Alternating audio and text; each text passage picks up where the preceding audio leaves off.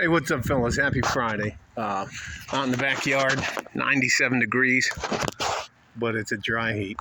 I can't tell you what it's like to be outside. It's 97 degrees, and I'm not just sweating like I got caught stealing something off the collection plate at church. So, not that I've ever done that. Well, not that I've ever gotten caught. You know, we call that making change. You drop a 20 and you give them a couple of names. Son, just be quiet. I don't want to get in trouble. All right, listen. Again, this is about the difference between a modern woman and a traditional woman. My mother-in-law doesn't really like it if I do any videos about it, but I love her. Right? She changed my opinion about women. My mother-in-law has had a very, very difficult life, but she is about as traditional as you can get.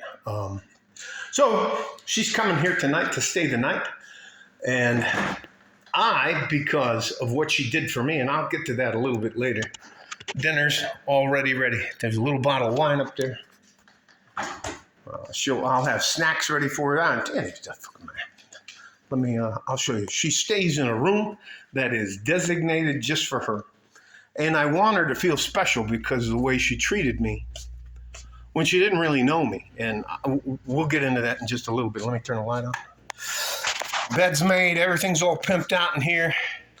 A couple of chocolate bars, some flowers, which she always gets whenever she comes and stays at our house from me. Bathroom's all ready to go. It's all pimped out. Nothing she has to worry about. Towels, soap, whatever she needs, I'm going to help her out with.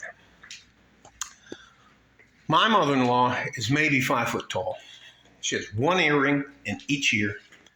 No tattoos. She's smart. She's funny.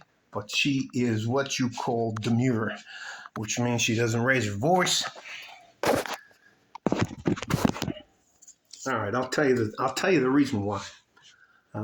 Back in 2000, I believe it was 16 or 17, I had found a woman that I thought was good enough to marry. Checked a lot of the boxes. But part of that deal was I had to meet her family. And I didn't tell why I wanted to meet her family, but I wanted to interact with her father had passed away by that time. So I interacted with her brother and her uncles, and especially her mother. So I get invited over to the house, to her mother's house, and I get to stay the night because they're throwing a little bit of a party for me. That is, for those of you who grew up on your own, that's kind of weird. I mean, invited me into her home. Anyways, don't fucking matter. So I get up. I think it's late for me to get up after 4:30, so about 4:25. And I usually like being the first guy up. I'm going to go in to her kitchen. She showed me where everything was at, and I was going to go in and make some coffee. We get halfway down the hallway to the kitchen. She's already up, making eggs and bacon and ham and toast, French toast. She just, you know what she asked me? She said, "Good morning. How you doing? Did you sleep well?" And I'm like, okay, for me, I'm always waiting for the hook. You got to get the fuck out of my house. We don't really like white boys. Anyways. And she brought me a cup of coffee. Asked me if I wanted milk and sugar. This is like, what? Anyway. And she goes, you can have anything you want for breakfast. I have tamales. I have what is it? Huevo con eggs with chorizo sausage, which is a red sausage. It's pretty spicy, but it's amazing. She had bolis. It just doesn't matter. Coffee, everything was waiting on me hand and foot. I've never, ever in my life had a woman treat me like that. She didn't know me. She knew I was dating her daughter. She knew my intentions from the day before because, in my opinion,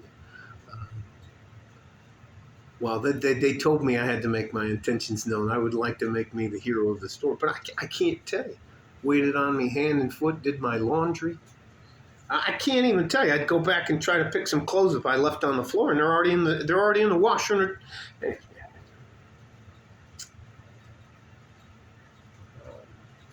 That I cannot tell you how different my life would have been. Now, is she stern? Yes.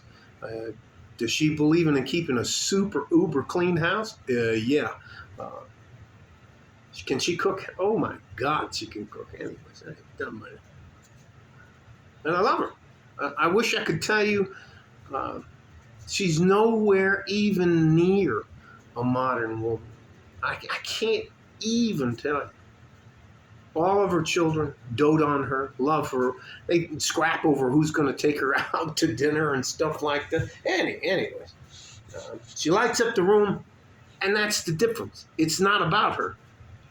She told me that she knew that her job was to raise a good family. She took her kids to school every morning and brought them home every night. Didn't let them go out on the weekends till they were semi-adults, 16, 17 years old, and then it doesn't matter.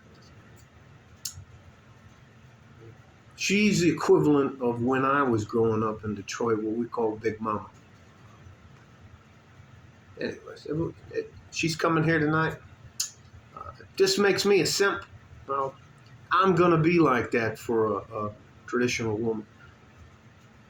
And then she'll never, always, the funniest thing since for the last 7 years is whenever she shows up here, she says, I'm not hungry. But if you put I have pistachios and some Brazil nuts, I put some cheese and crackers and some other stuff out like that and some ham, and a little glass of this, a little glass of wine, and all of a sudden, it doesn't matter. Love you guys. I can tell you that there still are. They're unicorns. Now, don't get me wrong. She's an absolute friggin' unicorn. And she's maybe 5 foot tall. And she maybe weighs 95, maybe 100 pounds. I mean, I think I could just, anyway. So, and when I hug her, I have to bend down. Anyway. I just want you to know that they're out there.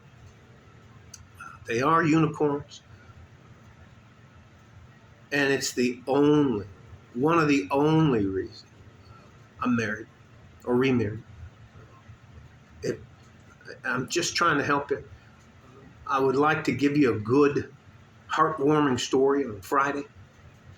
Wish you guys the best. Never going to take anything from you. I don't want anything from you. You don't owe me anything. You're my future and I owe you. And that's just the fucking way it is. Going to do what I can for you. Sometimes, I got to do the drip stock report. Let me get the drip stock report after this, all right? Like a fart in a G-string from West Texas, El Paso. I'm out of here. Bye-bye.